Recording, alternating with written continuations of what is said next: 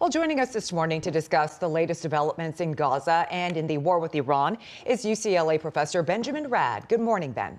Good morning. So Hamas said it agreed to give up arms, but only when Israel upholds the Gaza truce. Do we think this is going to happen? Well, both sides have acknowledged the terms of the deal, and each one's waiting for the other to signal their commitment to what's expected. So for Israel, it is what they wanted to see Hamas disarm.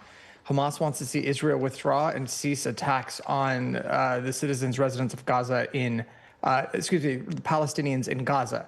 And really the sticking point remains some of the finer nuances of the deal. For example, is Hamas storing its weapons, which is the language it is leaning on, or is it getting rid of its weapons, handing them over? Are they being confiscated? From the Israeli standpoint, what are they allowed to do in terms of security incursions and possible, let's say, operations to find suspected militants or terrorists or others who they think are responsible for crimes committed or violations of the ceasefire? This is where it gets a little murky, and it's going to depend on how each side implements the deal. Well, Benjamin, obviously there is so much unrest in the region right now. We just heard that the war spread to Egypt this week. So is there concern this could escalate maybe in other places? Yeah, we've seen now the Saudis brought into this conflict directly. We've seen the Egyptians as well against strikes against Kuwait by Iranian drones just overnight.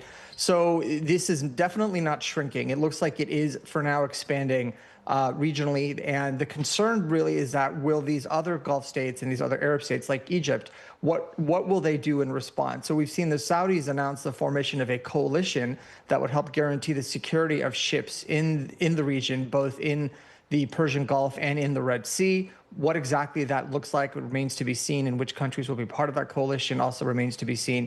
But it does demonstrate that these other Arab states are no longer going to be sitting on the sidelines, either by choice or by consequence. Yeah, very interesting. So I want to circle back. We were talking about how Iran is suspected potentially in that cyber attack in Minnesota. I know I have some contacts at the FBI that when all of this began, were really surprised that Iran hadn't launched a widespread cyber attack.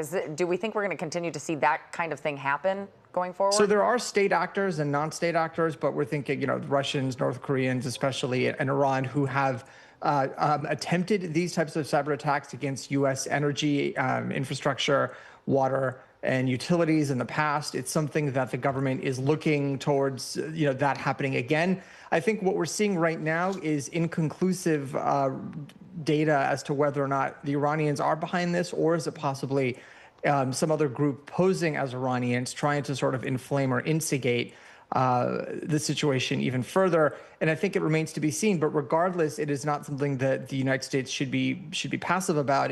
We know that the Iranians have attempted and have wanted to launch attacks like this in the past. Okay.